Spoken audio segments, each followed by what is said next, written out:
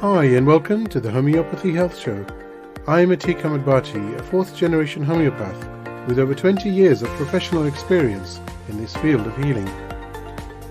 In the Homeopathy Health Show, I'll be talking all things homeopathy and natural, with guest interviews, tips and advice, and answering some of your questions. Homeopathy is truly a unique complementary system of healing suitable for all ages, young and old. I'd love to hear from you and welcome your questions on homeopathy and how it can or has helped you. Feel free to email me at health@liketreatslike.co.uk or visit www.liketreatslike.co.uk for more information. Whilst you're there, take a look at the Knowledge Academy and blog section, where you will find interesting information. Both sections are growing day by day, so always check back. So let's begin today's show on UK Health Radio, the world's #1 talk health radio, real feel-good radio. Hi everybody and welcome to another episode of the Homeopathy Health Podcast here on UK Health Radio. Well, as always, I hope and pray you are well, and indeed I hope and pray that it continues to remain that way. So I've got another very interesting podcast for you. You'll remember that last week I had the good fortune actually to speak to Pat Ahern, aka the homeopath farmer, as far as his social media is concerned. And we spoke about a great many things, especially agri-homeopathy and how he is very successfully using homeopathy to treat his cattle. Pat himself is a dairy farmer in Cork in Ireland. And the Irish link continues, I'm delighted to say, actually. And I've got today Mary Barr. Now, Mary lives in the northwest of Ireland in beautiful Donegal, which is actually on the border of Northern Ireland. Mary qualified from the Barr School of Homeopathy in 1994, and she is a member of the Irish Society of Homeopaths since graduating and has served on the Education and Communications Committee. Now, currently, Mary coordinates the Belfast School of Homeopathy in West Belfast, which was established in 2003 by Noel Ryan, a community activist and nun during the Troubles. She recognized the potential for healing within the community. The Belfast School of Homeopathy is a charitable organization under the umbrella of the Belfast Health Initiative, which is run on a cooperative basis.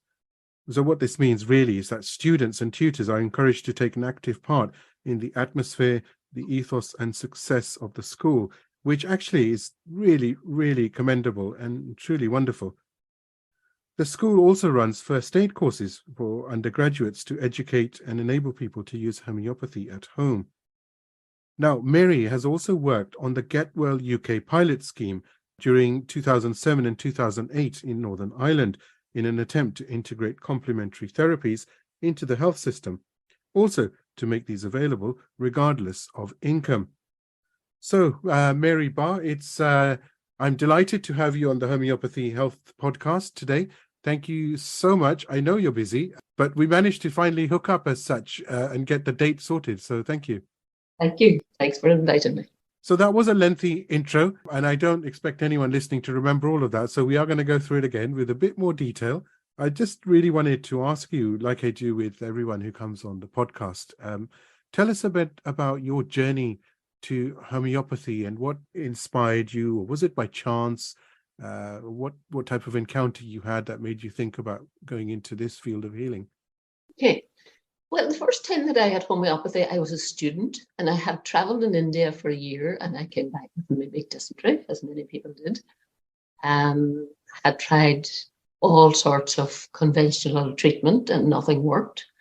I was a student in university in Dublin, and I remember I knew nothing about homeopathy, and I don't know who introduced me to it or suggested it, but I remember sitting in a room in a flat in Rathmines, which was student land at the time, and receiving the tiny little pills from an Indian homeopath. And at this stage, I'd had amoebic dysentery for the best part of a year. I was just finishing college, and by the time I got to France, where I was heading off to Great Pick, all the symptoms had cleared completely after a year. And I never thought about it again. Being young and infallible and everything else, I never thought about homeopathy or anything else, or how I got better or anything. I just continued having a lovely time at that stage of my life. And then my son, one of my children, when he was very small, he developed croup and then whooping cough and then pneumonia recurrently. And they said he was celiac, and we had all sorts of health issues with him. And we went the conventional route because we didn't know anything else at that time. And eventually we were bringing him out of hospital one time when he had had another bout of pneumonia. And a cousin of mine rang me and said, you should bring him down to homeopath down in County Louth, which is halfway down our small country. There were 3 homeopaths in Ireland at the time. And I brought him down, and he has my permission to tell the story, and he never got sick again. He just never got sick. And a lot of other symptoms that he had at the time as well just simply disappeared. And I thought, this is really interesting. So I came over to London and I came to Manchester and I did interviews to join the colleges there. And it never quite clicked with me. And then a friend of mine saw on the back of the Irish Times that there was a School of Homeopathy beginning in the Burren in County Clare. And I thought, that's the place for me. So through the homeopath that I had brought my son to, knew the homeopath, Nuala Ising was starting the school. So I joined the school, and it was the journey of a lifetime, truly transformative in every way. And my introduction to homeopathy. It's amazing, isn't it, how these journeys happen. I've had so many guests on the show and the podcast talking about how they came across homeopathy, and this by far is one of the most common experiences where the majority of people have been given homeopathy for a condition they've got, and as a result of them being cured as such, it's taken their interest, sometimes immediately, sometimes like yourself, a few years after perhaps, but it always remains. It's like when you plant the seeds for a flower, isn't it? And you water it and you see it grow and grow, and that's the journey in homeopathy as well, isn't it? Yes, absolutely. And at the time, homeopathy was really new in Ireland. And the school had just started in the Burren. We were the first year in the Burren School of Homeopathy, which was the most wonderful school because it's such a beautiful, wondrous place, the Burren in County Clare. All the teachers that Nuala would have known and all the wonderful homeopaths were just delighted to come and teach in the Burren. And it was a wonderful experience. So when it started, how many students or did you have as such and teachers? I think there were 24 students. That's not a bad number, is it? No. I suppose it had been grown kind of organically, and this was the first occasion for people to come and study it. A lot of people knew bits about it. I knew absolutely nothing. But it worked. And 29 years later, here we are, eh? Yeah. So when you did qualify and graduate from the school, what did you go straight to practice, or were you working as well somewhere else, perhaps? I wasn't. I had a young family, and I just let my practice grow organically. I was involved in Dairy Well Woman in Northern Ireland, and I did some practice there. Because where I live, I'm about 8 miles from the border of Northern Ireland, and the little town I live in, Buncrana, it's a beautiful town, is very connected with Northern Ireland. Right. So that influence has always been there. And it is just in the whole community here, So I work with Dairy Well. It is a beautiful place indeed. And I've been to, I've actually been to Ireland several times. There's a very good friend of mine by the name of Ronnie Turner in Dublin. I'm sure you've heard of him. Yeah. And he, I used to quite frequently go and visit him in Dublin. And so yeah, it's a beautiful place, and I really want the opportunity to actually travel to, Ireland itself.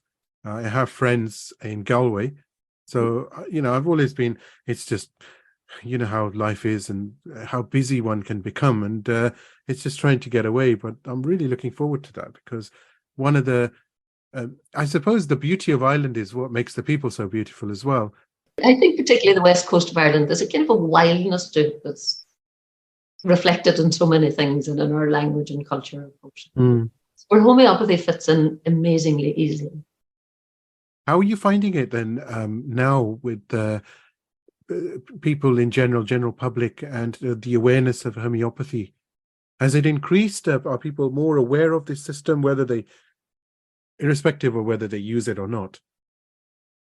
In the last number of years that I've been practicing homeopathy, and there are a lot of homeopaths around and about here and all over the country, Ireland's very receptive to homeopathy.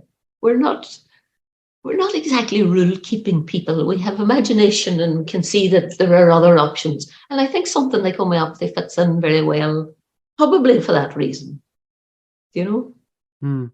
Absolutely. I have to say thank you to Elsa Friel as well from the Belfast School. Listeners will remember Elsa was on the podcast a few weeks ago, or a couple of months ago, I believe. And she's actually the one who introduced me to Mary. So thank you, Elsa. Just making a point here. And thank you very much for putting me in touch with Mary. But Mary, I wanted to ask you actually, you are a member of the Irish Society of Homeopaths, but I wanted to know about the Belfast School and how that actually came about and what was involved, what help you received and how you got it working, got it off the ground as such. I came to the Belfast School of Homeopathy a little bit later. It was started by a wonderful nun and activist, Noelle Ryan, who worked in the community, she and Father Des Wilson, who worked in Spring Hill in the middle of Ballymurphy during the height of the Troubles, during internment, during people going missing. They were really there in the community. And Noelle had a great interest in empowering people through education. And of course, health and health education was hugely in her vision. So she had studied homeopathy for some years, and she and some others in the area at the time decided to start the School of Homeopathy. I came to the school a few years later when Noelle was there, and she was like this hugely benevolent presence and overseeing person who had the wisdom and the generosity of spirit to encourage it to be a cooperative, which is an enormous thing to do. And I hope we keep the ethos of that as alive as possible, so that the students in the school are very involved in the running of the school and the day-to-day affairs in the school, not the curriculum, naturally enough, because that is governed by the ECCH, the European Council of Homeopathy, and we're part of that, and we're part of the Irish Society of Homeopaths. But the students are very involved in the day-to-day running and decisions of the school, and also fundraising, because as you said at the beginning, the school is a charity, and it's not profit; it's non-profit.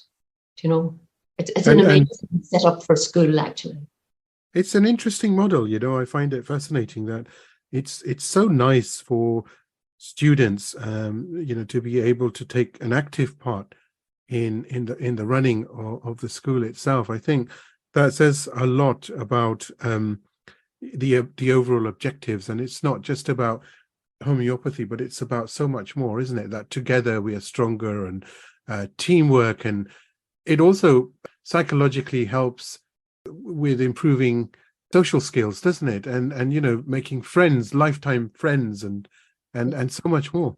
Yeah. Absolutely. Yeah. And it means that you have feedback all the time, and it keeps everybody, aware of what's happening, rather than something becoming, this is the way we do it. Yeah, wonderful. So what's the school, how is it going at the moment, and how are you involved as such? I'm the present coordinator of the school and not the director of the school, so I coordinate in terms of the students, and we have a wonderful panel of tutors who are really, really dedicated to the school and put in an incredible amount of work and effort and enthusiasm into the school. And it just filters through to the students. We have an intake of students every second year. Northern Ireland's a relatively small province, although students come from both north and south of the country. And it's situated on the Falls Road in Belfast, which is probably infamous for during the Troubles. Really at the interface where the peace wall is, which is a very interesting thing to call something, peace wall between the communities. It was a beautiful building, which was an old linen mill, and we get to use it at the weekends when we're having our school classes or teaching classes at the weekends. It's wonderful. And how many students do you take in on a regular basis? Yeah, our first year students at the moment, we have 18. And the lovely thing about the school as well is it's not residential, as the Burn School was, but students and tutors bring food, so we all share together our lunch, and I feel that makes a great difference to it all. And of course, we have some wonderful cooks and bakers, so we're always blessed. There always seems to be somebody turning up. I think of that, and I was thinking, as you just said that, literally, you always see the beautiful painting of people sitting around a table, the log fires on and eating together, That's how I just pictured it for some reason. It's nice, isn't it? It's community cohesion as well. It just says a lot. I tell you, makes a big difference. Yeah. And I remember when we were studying in the Barr, a lot of learning went on outside of classroom as well. And a lot of experiential learning and listening to other people. And the things that you didn't realize that you were taking notes on or listening attentively to, Tell me about the courses that do you have several? I know I mentioned at the beginning actually about the first aid course, but what other courses do you have? The pre and postgraduate ones, or is there a diploma? Or we have an undergraduate course for 4 years, as most schools have, as is under the guidelines of the ECCH, the European Council of Homeopathy. And indeed, one of our senior lecturers is actually the Irish representative on the ECCH at the moment, Michael Smith. That's nice. Very delighted to have, yeah. We also had the wonderful Sudhir Baldotta teaching a postgraduate course 2 years ago.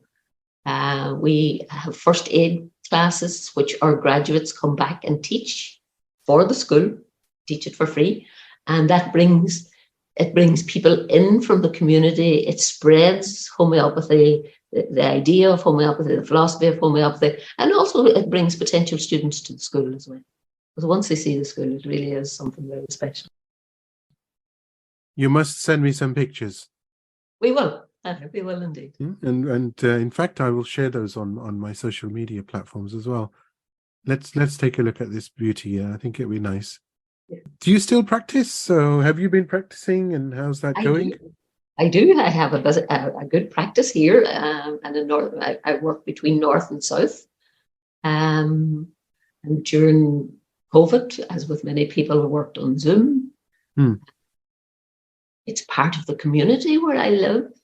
There are homeopaths, there are other people who teach first aid classes from time to time. So a lot of, and particularly young mothers, would be very interested in using homeopathy at home. And I think that's such an important part of the spread of homeopathy, and for people to be able to use it and to empower themselves.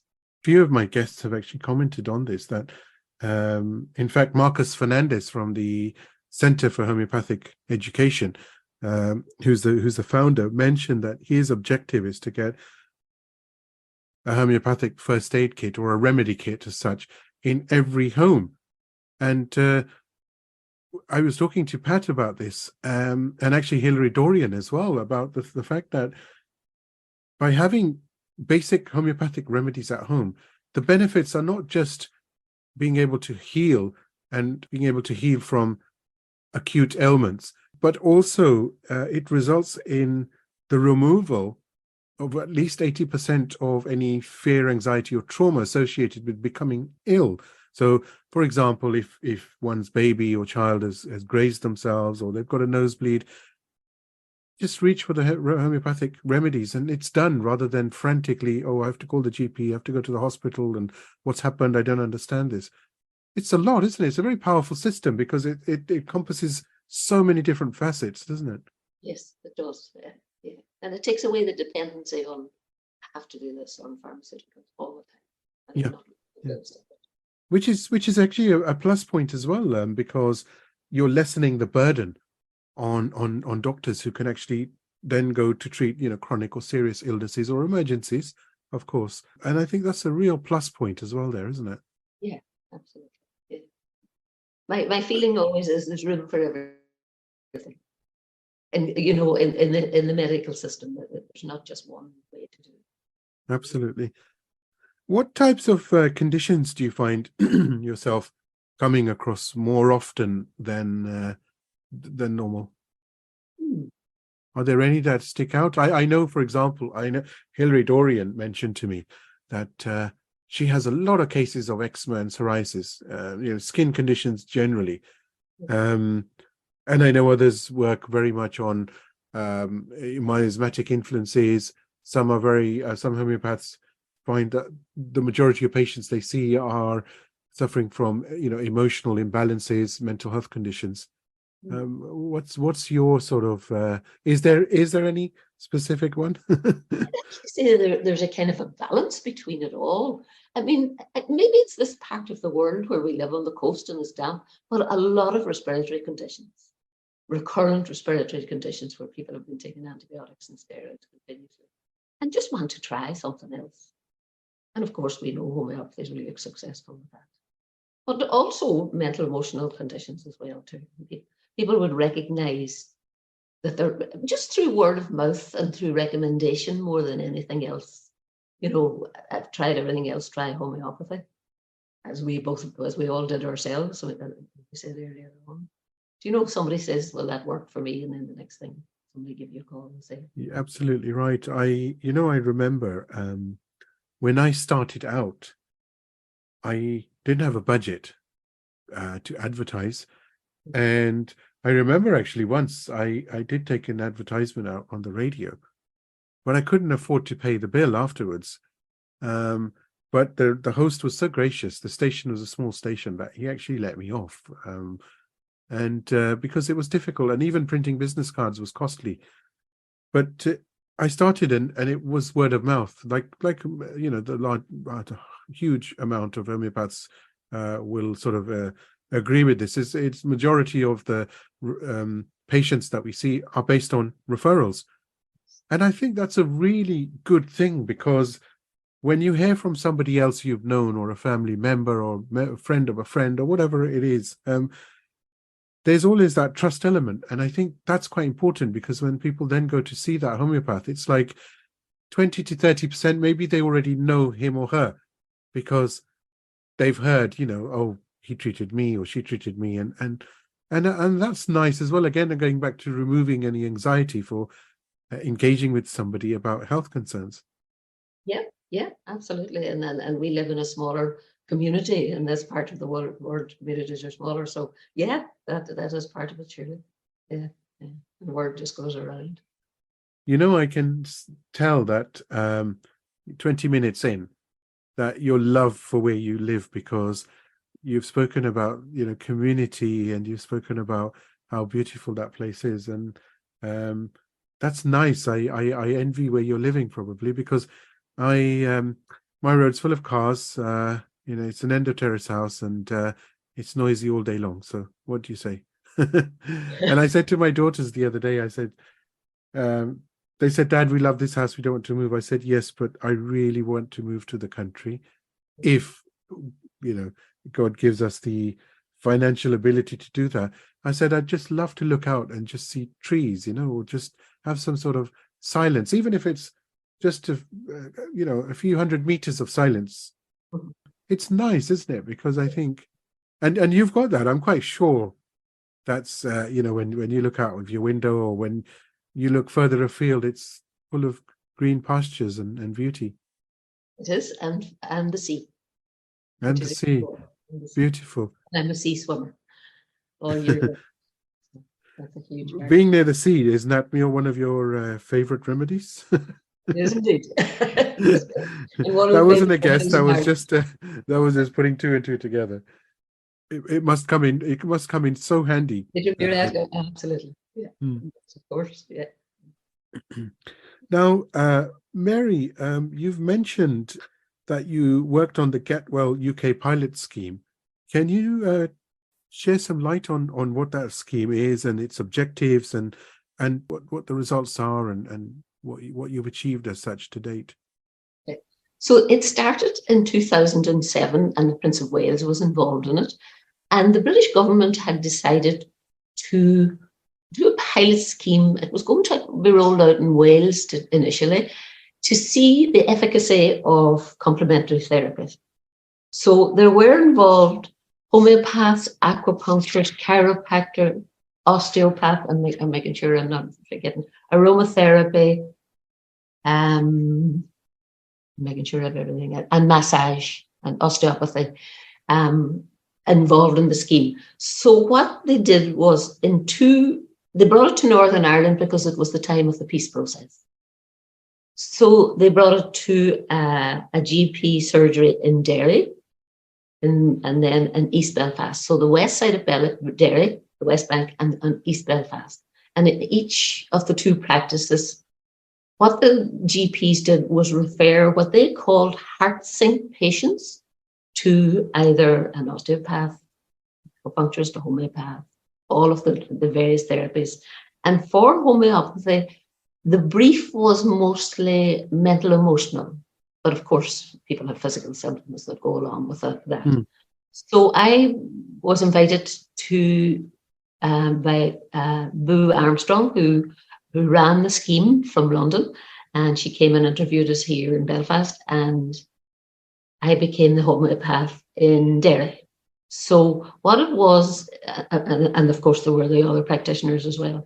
So the GPs in the practice, who were marginally skeptic, I'll say, but anyway, they agreed to do it. And what they did was refer patients, as they call them, heart sink patients, which are patients turning up every week, nothing happening, no amelioration of symptoms, no cure or whatever else. So that's who they actually referred to the panel of therapists. And then the University of Ulster audited and evaluated the feedback from patients and the feedback from GPs. And from those patients, and there was 713 within that year, 713 patients, 80% found that their health had improved. And homeopathy actually was the greatest improvement. People came off drugs, people experienced less pain, people returned to work, and GPs and patients themselves evaluated almost equally the evaluations were. Now, the pilot scheme, of course, there was a report came out, and the minister, Peter Hain, who was the minister at the time, had moved on, and 3 times the minister was to come to Belfast to launch the report, and it was never launched, which is such a shame. But the scheme itself, and I still would meet people when I'm in Derry, would say, gosh, that was a great thing that you were all doing at that time. But do you find that still with what you've achieved, or what the scheme rather achieved at the time, that the results are still ongoing as such, aren't they? Because those who have integrated are continuing. The results are ongoing, yes. And also the BBC did an hour-long documentary on Fergal Keane, actually. Editor was the background speaker of the hour-long documentary on the scheme in Belfast and Derry. Is there something alternative that you perhaps or your colleagues are perhaps looking at somehow to get things moving forward again? Just in the day-to-day running of school and the practice, we do that. Yeah. And then for a while in Derry, under the University of Ulster in the Northwest Regional College, a very good friend of mine who's since passed away, Helena McVeigh, brought together a course in complementary, a foundation degree actually in complementary and alternative therapies, integrative therapies, as it was termed. trying to bring together people working in the field and also bring it to degree status as well. And that ran very well for a while. No doubt it's raised the awareness in Ireland of homeopathy, and that's such a plus point, isn't it? Absolutely. It really, really, really has. So much. It's like a second thought in Ireland. Will I go to the GP or will I go to a homeopath or an acupuncture or an osteopath? It's as easy as that. We also don't have the NHS, so people mostly have to pay for GP and for drugs as well. I see. So obviously homeopathy can be another positive here, because it's not perhaps as costly as that, and there's no repeats certainly with acute conditions. The whole point of an acute condition and homeopathic treatment is that it goes, it could be one dose, it could be a couple of days, could be several days, could be weeks, but certainly with a short period of time, rather than repeating for months at a time, isn't it? Or a lifetime. Which is such an incredible plus point. I talk to so many people, Mary, around the world, and I'm in practice, I'm full-time practice, I have been for 25 years, but it just always takes me aback every time I hand somebody a remedy or remedies that it's just the power in that bottle to restore balance, emotional, mental, physical balance and well-being is just phenomenal. It really, I can't talk about it enough, and probably the listeners are thinking, oh no, here we go, he's going to say it again, but it's the power of homeopathy. It's just truly life-changing. It is life-changing. It is absolutely, and so many people would say that. Yeah, people have been suffering from depression, or they're stuck in a rut, or they're at crossroads in their life, or they've got other things that we all come across, trials and tribulations, shocks, traumas, sadness, whatever it is, and for some reason they always seem to outweigh the happy days. But maybe that's just a perception thing, possibly, because when something bad happens, it always magnifies, doesn't it? You could be ill for a month and then you'd think, oh my God, I'm ill for years, and as soon as it's gone, you've forgotten it was there even for a day. Yeah, thankfully so. So it's purely perception. but yeah, I was saying, it's just I've seen people and homeopaths have relayed how people who were struggling with whatever condition were able to get back to life, to their life, or to how they wanted their life to manifest, to unfold, and they were in control again. And what's wrong with that? I mean, isn't that the best feeling in the world? Absolutely. Yeah. Isn't it? It's honestly, I tell you, it's and I say this with 100% conviction that homeopathy, alongside perhaps other systems as well, I'm not saying it's homeopathy or the highway, but I'm saying as a homeopath, I know unequivocally that homeopathy is one of the blessings of God, because you see the same type of plants and fauna and trees and insects that are actually then used to cure you of ailments. So how close to that nature is that? I mean, it's part of nature. Literally, it's part of nature. You could go to a garden. You could look at marigold leaves. You could pluck a few. You could macerate them, so crush them up, mix them with a solution of alcohol and water, let it set, and there, lo and behold, you've got a medicinal solution there for cuts and grazes and so many other things. Yeah, so the whole of the periodic table, the whole of the building blocks are there. I mean, how incredible is that, isn't it?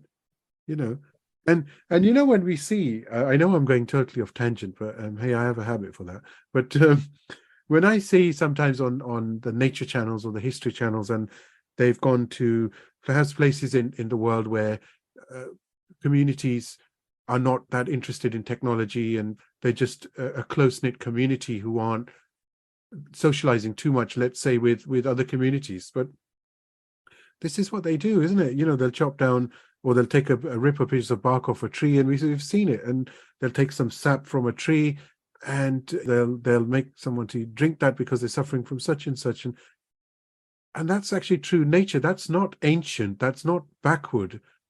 Certainly not. It's actually, that's the proactive part of being grateful that God's given plants and minerals and everything else, that is on this planet that can actually heal you as well as give you delight and happiness and joy. And how amazing is that? And it's how medicine began. Mm. It's the natural way of it, although we absolutely. Wow, that's really gone off tangent here, hasn't it? But that was it needed to be done, needed to be said. Now I have some light-hearted questions for you before we go back to another serious topic. But what is your favorite remedy or remedies in homeopathy that you find you refer to quite more often than not? I would probably have to say Natrum muriaticum. And I don't have favorites as such. And I was talking to a great friend and colleague of mine recently, and she said it, and we agreed it made the biggest change to people. People who are in grief and stuck in grief, and Natrum muriaticum just lifts that heaviness and sadness and depression that comes from grief. And I mean grief in the biggest sense of that word. I don't mean just loss of death, but through death, I mean loss generally. I think Natrum muriaticum. And it was the very first remedy I had, and I have that affinity with the sea. So there you go. That probably has to do with all of that as well. In the grand scheme of things, Mary, if you had some table salt and you said to somebody, okay, they'd put it on their fish and chips, and then you said, you know what? This can actually heal you from such and such. It sounds unbelievable, doesn't it? And simple. And simple, yeah. And that's actually you've hit the nail on the head. It's the simplicity, isn't it? It is. And we're always taught, I've certainly been taught to keep things simple. My uncle, who was a world famous homeopath in Nairobi in Kenya, spent a great deal of time with him and learning from him, of course, and seeing him in practice. And he always used to give me this advice. He used to say, just keep your head down and do the best that you can. Don't just ground yourself. Don't think you're anything. And I honestly, that advice I've never forgotten, ever. Because it's nothing to do with me. It's nothing to do with you. It's not the skill we have. But what it is to do with is the compassion that we have to heal somebody, to help somebody. And it has to be the most interesting job in the world. Yeah. Now, the next offbeat question is your favorite book or books? I want to say The Magus was probably the book that impressed me greatly at the time. Okay. And that's a long time ago. I just loved it. But I read an awful lot. I love the way it takes you away and just into other people's words, which is probably what homeopathy is about. There's so much suffering, though, isn't there, Mary? When you meet patients, and of course, it does get, sometimes it does get you down, doesn't it? Because, well, look, if you don't get down, that means there's something wrong, because compassion means, one's heart is soft and you're committed. But it's just sad to see, isn't it, though? I'm not talking homeopathy here. I'm just talking generally that so many people are suffering and they've got so many problems, and a large majority of them keep those problems inside. They keep them bottled up. They don't express themselves. And that's sad as well, isn't it? I agree with you. And the other side of it, I find homeopathy because, when you're listening to somebody, and each one of us has times in our lives that are very, very difficult.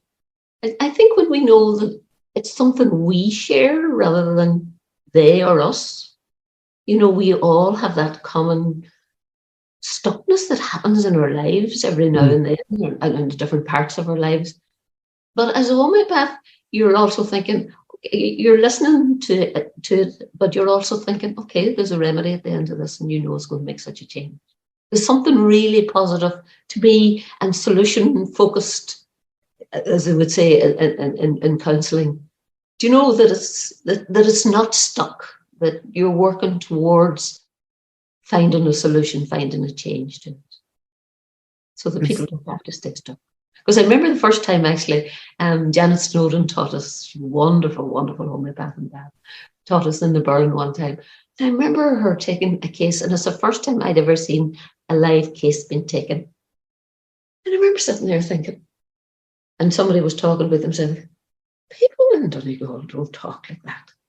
Because I didn't know how to talk about feelings, about expressing yourself like that. Do you know what I mean? And very often people in my practice would say, I've never said that before. I've never said that out loud. I didn't even know I thought it. Because you're allowing the space for somebody to go inside themselves and just hear themselves saying what they need to say. For themselves as much as for us as homeopaths. You know, Mary, you know, when we talk to patients, of course, a large 50% of the treatment is the case taking or the therapy or the talking, the counseling. But it's so true that and people I know are very, talking doesn't help, but you can see the change in people who you've given time to express their health concerns, and where you've been able to guide them in a certain direction. You can see the weight lift off their shoulder, because when they come in to when they go out, they're a totally different person. Yeah. So talking is powerful, you know. Everybody has a story to tell. You just have to listen, right? Absolutely. And that's the big thing, isn't it? I have, I once came across somebody who said, "Oh, my phone always rings, and it's patients keep calling." My reply was, how lucky you are that somebody's calling you, asking you for help. I mean, what more could you ask in life, that somebody is calling you? Who are you? Who are we? And they're actually phoning you up and hoping you can help them. I said, when you pick up the phone, just be grateful that the phone is ringing and you can actually help somebody. And we have this set of skills and philosophy and whole battery of homeopathic medicines to help that. You know, when you said we have this set of skills, this is how I think. I just immediately thought of Liam Neeson when he Taken, when he says, "I have this set of skills." I don't know if you've seen that film. Have you? Oh, Taken, gosh. That's a very famous line where somebody calls him up and this is what he says, "I have a particular set of skills." Right. Anyway, I have to ground myself again. I'm going somewhere else. So what's on the horizon, Mary? What are you working on, and what are you looking forward to? At the moment, the school is moving along very, very well. I've only been working in the school for the last, this is the fourth year, and I'm delighted with that. And it's a great team of people to work along with, and it's important in my scheme of life. That it's spreading homeopathy, and the school is doing very well, and its reputation is doing very well. And when the time comes, I'll pass it on to somebody else quite happily. Swim in the sea more, travel more. Yes, yes, of course. Whatever else comes the way. Do you travel present? Do you go places? And I do love to travel. I've always been a traveler. Favorite country or place? Probably in the last few years, Cuba. Oh, interesting. I didn't expect you to say that. Okay. How's that? What is it like? Is homeopathy well known in Cuba? It is indeed. Amazing. Very well. Yeah. And a lot of alternative medicines, and a lot of because of the blockade, and they don't receive drugs from America, and all, of course. Anyway, homeopathy is big in it. They've used it hugely for epidemics and have done tremendous research on dengue flu. Fascinating. Yeah. Any books on the horizon? You're not the first person who said that to me. Maybe I write a little bit of poetry, and when I have more time, when my life quietens down a little bit, it's something I would love to spend more time at. Not enough homeopaths write about. Everyone writes about remedies, but not enough write about their life journey, and I think it's really, really important. In the meantime, we've got this podcast. The objective is very much to get homeopaths on board, so people who are interested in homeopathy, who just want to know a bit more, they get that tangible feel. They get to know Mary, they get to know about the Belfast School, they get to know what's involved and what the person sounds like. And I think that makes a very, very big difference overall. And it's a very strong form of education as well, I think, and knowledge. It's a wonderful thing you do. I've been listening to some of your podcasts. Oh, that's very kind of you. So, Mary, it's been an absolute delight to have you on the Homeopathy podcast. Learned a great deal. It's really been fascinating. I love your journey to homeopathy. I commend you on the work that you're doing with the Belfast School of Homeopathy itself and some of the other initiatives that you've worked on. And I wish you well and success. And like I say to everybody, and I do mean it, I do hope that by the end of this year, sometime later this year, let's say, you will come back and we can talk about homeopathy some more. It would be lovely. And thank you so much. I really enjoyed the chat. Thank you. Thank you. God bless you. And I will speak to you very, very soon. I do hope you've enjoyed the Homeopathy Health Show here on UK Health Radio, the world's #1 talk health radio. Tune in next time for more things homeopathy, interviews and segments on the healing possibilities that homeopathy can bring you. And don't forget to visit UK Health Radio online at www.ukhealthradio.com to see the many other amazing shows available to listen live and on demand. Or why not download the app from the iOS and Android stores. Until next time, stay safe and take care.